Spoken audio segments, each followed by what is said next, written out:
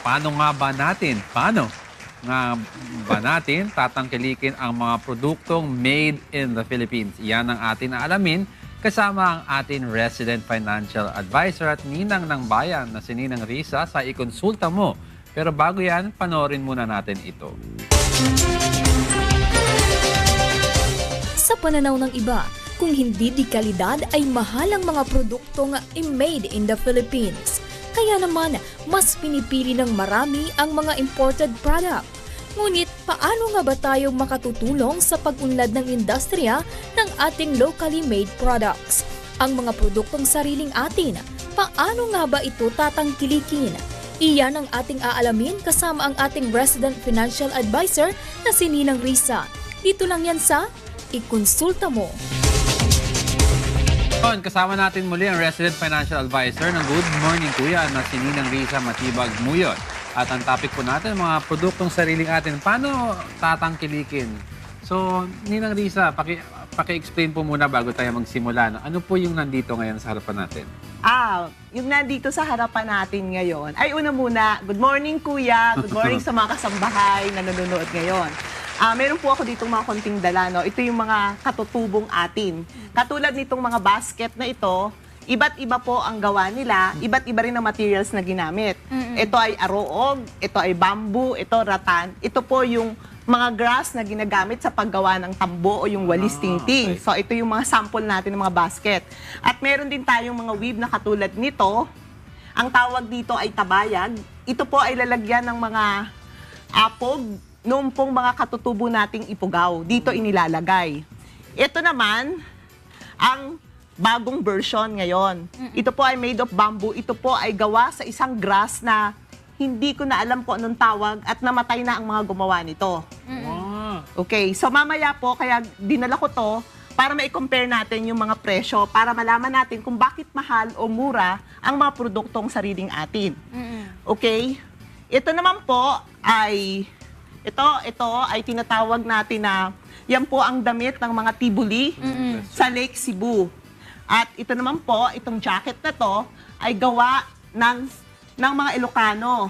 Ang tawag dyan ay inabel na ginawa po nating isang modern jacket. Ito po yon. Isang modern Parang jacket. weave siya. Isang modern jacket na weave talaga to. Hinabi to sa Ilocos Norte. Tapos, ginawa ng isang designer na modern jacket. So, pwede natin gamitin sa mga business meetings at sa mga other function, mga pang-corporate. Opo. At ito naman po, ang sinasabi ko na gawa ng mga tibuli. Ganda. Sa Lake Cebu, ito po yung ginagamit. Ito ay mga beads. Ano tawag Detalyado. Handmade. Detalyado. Ang tawag dyan, Ninang? Actually, hindi ko alam ang tawag dito. Basta ito yung katutubong sinusuot Yan. ng mga tibuli sa Lake Cebu. Okay. Sa Mindanao po. So, ito ay south. Ito naman po yung sa atin sa North. sa north. North. Okay? Pero, hindi naman nagsusuot yung mga Ilocano ng ganito talaga. Ang ginagawa po natin para tangkilikin yung sarili nating produkto, yung mga weave na ganito, ang tawag dito sa design na to ay tiniri, ay ginagawa po natin, biniblend natin sa modern na sibilisasyon natin ngayon para magamit natin ayon dun sa makabagong panahon. Okay. Para may modern twist. Oo, may modern twist na tayo. Kaya hinahamon ko nga yung mga designers na gamitin natin yung mga katutubong tela natin, pero pwede nating ipang-suot sa pang-araw-araw, sa pang-business, pang-negosyo, pang-pasyal, pwede rin. Ito pong mga to. Okay. Ito naman, ito yung mga sample ng mga jewelries na gawa ng mga Pilipino. Ito ay galing sa, itong weave na to, katulad nitong suot ko, ito ay isang klase ng grass na nasa Surigao. So, ang wini-weave ho siya, ginagawang bracelet, ginagawang necklace, galing ito ng Surigao. Ito po ang mga sample. Tapos, ito rin po. Ganda. Yan ang mga gawa. Nakikita ko sila sa mga exhibit, like sa Fame, sa mga trade fair, yung mga ganyan. Pumupunta ako, doon ko sila nakikita. Paano po ba maalis yung mga pananaw ng mga ibang Pilipino na hindi daw po dekalidad ang produktong Pilipino? Ang una nating gawin dapat taliya is pagmalaki natin na tayo ay Pilipino. Mahalin natin ang ating sarili. Yung sarili muna natin. Kasi ikaw, anong iisipin mo? For example, sasabihin mo na, ang pangit naman ng anak ko.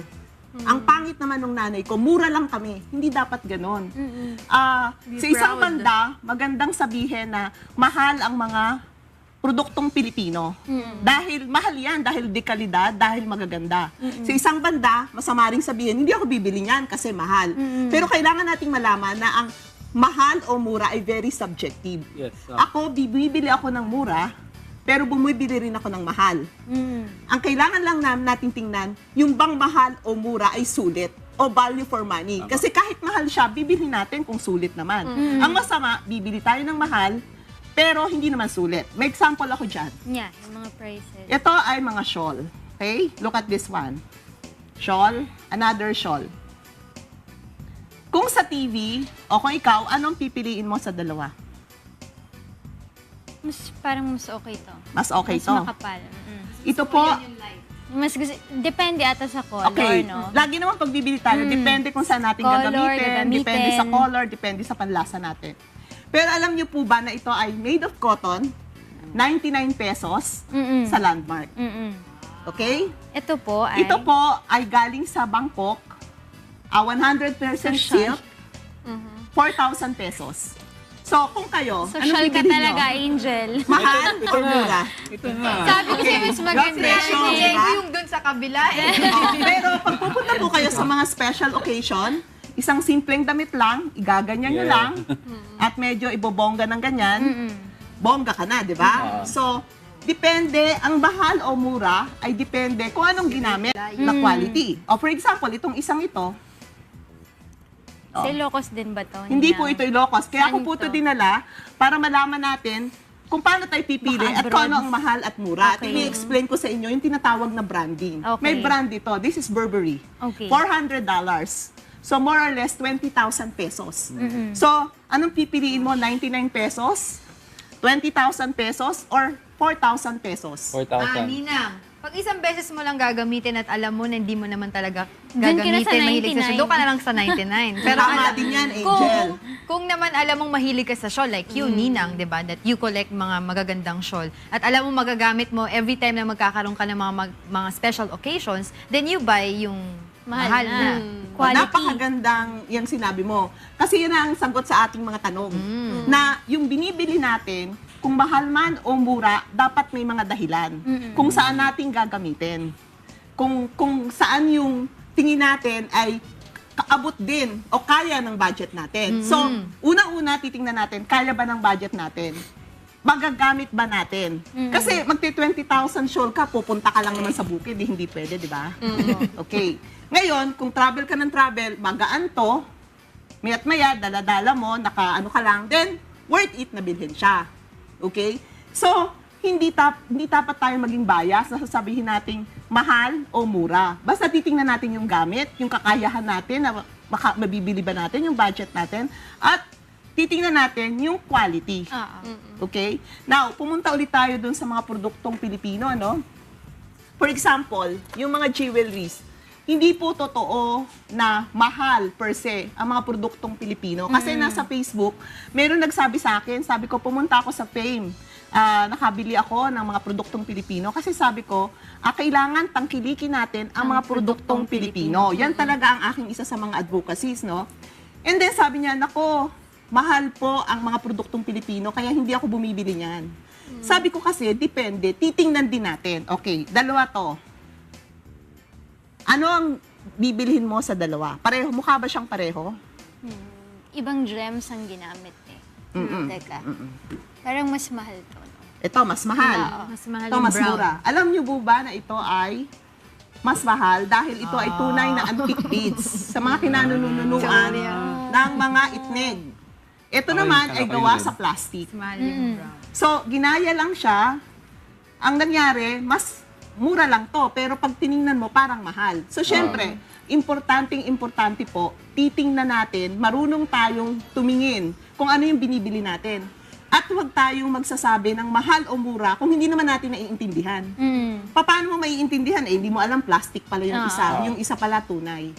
Okay? So, kailangan po, bago natin i-judge yung mga produkto natin, kailangan alamin muna natin paano ginawa, saan ang galing, anong materyales. Isa pang sample. For example, ito po. Itong sinasabi ko sa inyong tabayag at saka ito. Mas mahal yung original ba? Ito original. Congrats. Ang binabayaran mo po dito ay That's 10,000. parang sa economics, di ba?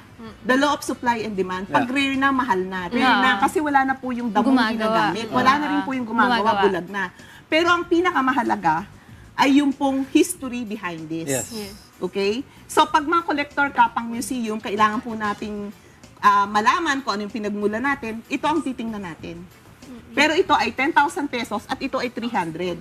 Siyempre, kung gagamitin mo lang po na pamigay pang regalo, pwede na ito. Okay. Yep. Pero kung kailangan mo sa museum or kailangan mo na collection, ito po yung bibili natin. Ganon ang ating pagtingin sa mga produktong Pilipino, no? So ano pa yung mga tanong natin? Paano natin susuportahan? Ang unang-una po, kailangan ipagmalaki natin na Pilipino tayo. Dahil pag pinagmalaki natin na Pilipino tayo, at pag minahal natin yung sarili natin, ibig sabihin, isusuot natin, hindi natin ikakahiya, gagamitin natin. At pag ginamit natin itong mga sariling atin, hindi po kailangan na magbuka tayong katutubo na para tayong pupunta sa ati-atihan or pupunta tayo sa festival or sa isang kanyaw o yung mga pagdiriwang nila. Pwede po natin siyang gamitin sa makabagong panahon. In a modern twist. In the modern, lagi. lalagyan natin ng modern Modern twist, twist. sabi nga ni Rina, pero pwede pa rin po nating tulungan yung mga katutubo na nagwi-weave nito, gamitin natin, gawa natin ng modern. Pag-combine natin yung katutubo doon po sa contemporary designs at yung mga luma doon sa makabagong panahon. Pero ang question ko, Ninang, no, especially sa mga Pinoy, may mindset kasi ang mga Pinoy with regards to our own product. Sometimes may mga kaibigan ako na pag namimili ng mga gamit, pag alam niyang mura, Mabilis masira. ayaw niya. Hahanapin pa niya kung ano yung mahal. Kahit pareho ang maker, kahit, kunyari, yung case in point, yung mga dried mango. Kahit parehong brand siya, binibili nila yung mga mas mahal. Because meron underlying principle daw sa mind nila na pag mas mahal, mas kalidad, mas safe, mas malinis, mas bago. Anong take niyo po dyan? Hindi totoo yon. Hindi lahat ng mahal ay maganda. Hindi lahat ng mura ay pangit. Ang kailangan talaga ay titingnan natin. Siyempre sa simula, talagang yung brand. Ang nagpapamahal ng produkto ay unang-una yung brand. May branding. Bakit? Kasi merong advertisement eh.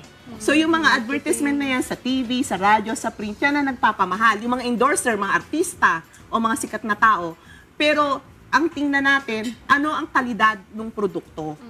Kasi ako, bumibili ako ng mahal, bumibili ako ng mura. For example, ito nga, this is only 500 pesos. Pero maganda. So, ang kailangan po ay i-train natin yung sarili natin kung ano yung bibilhin natin at titingnan natin kung value for money ba yan. Yung mga brand, okay din naman yan. Kasi ang maganda naman doon sa mga brand, meron na siyang parang standard na kasi syempre ayaw niyang masira yung pangalan niya. For example, si Dita, Sandico Ong, syempre talagang maganda, mahal. Ang kasi naman, di rin natin masisisi, may pwesto siya, diba? Meron siyang mga binabayaran na staff. Ngayon, kung ito nandun sa mga tiyangge, ang masama naman doon, minsan, hindi nga talaga maganda ang quality. So, ang akin namang maipapayo doon sa ating mga Pilipino na negosyante at gumagawa ng mga produkto, pagbutihin naman po natin para hindi po tayo mapahiya. Kumbaga, kailangan, meron tayong pangalan na inaalagaan. At pag may brand na, ang maganda, may brand pero reasonable yung presyo. Hindi natin sasabihin mahal o mura because ang mahal at mura ay very subjective. Tama yun. Because people buy the brand and the track record behind this product. Eh. Oo. Katulad ng sinabi ko sa inyo, di ba? Ito, Burberry. So, sigurado ka talaga, pero 20,000 pesos. Pero makakabili ka ng pashmina. Pashmina po kasi ang tawag dito na 5,000 lang. Depende kung wala siyang brand. Actually, there are some instances na yung shoes mismo, galing nga dito sa Yeah, Marikina, oo, tapos Marikina. ini-import nila sa ibang bansa. Doon nila pinapaganda, tapos doon nila tinatatakan lang, kaya mas nagiging mahal. Pero it's all the same, galing pa rin dito sa ating bansa yun. Diba? Kapareho ng mozzarella natin. Yeah. Ang mozzarella, galing yan sa gatas ng kalabaw. Yes. Murang-mura lang yan dito, pero kumukuha yung mga Italian, dinadala doon, pinaprocess. Ang wala kasi natin yung mga processing plant. At yan pa palang dahilan kung bakit mamamahal ang mga produktong Pilipino. Unang-una, yung labor. Kasi wala tayong mga makinarya, wala tayong mga machines na ginagamit para makagawa tayo ng produkto. Kung lahat yan handmade, mahal talaga. Okay? Pero, may kagandahan din naman ng handmade. Kasi for example, yung mga beads, kailangan talaga handmade. Pagka yan machine-made na, hindi na kasing ganda nung original. So, ganon, yun ang mga dahilan. Tapos, mamahal din siya dahil yung mga kababayan po natin, for example, sa mga weaving, wala talagang factory yan eh. Nandun siya sa mga bundok, sa mga communities. So, yung mga transportation, ang kumikita po dito, yung mga middleman, yung mga traders natin. Doon ang gagaling ang patong. So, doon ang gagaling ang patong. So, tayo rin, ang mga namimili, kailangan alam natin saan ba tayo bibili. Tama. Paano ba tayo magsosource? Nandiyan na po ang internet. Ang mga produktong po to available, meron silang mga website. So, pumunta tayo sa mga trade fair. Kontakin natin sila through internet, through telephone. Nandoon po sila. Kailangan lang magaling ka maghanap. May mata, magaling ka maghanap. Makakakuha po tayo ng mga reasonabling presyo sa mga produktong katutubo at kahit na anong mga produkto. Yan, maraming salamat. Again, Ms. Ninang Risa Muyot, ang ating resident financial advisor for very interesting and useful tips na pwede natin gamitin sa ating buhay.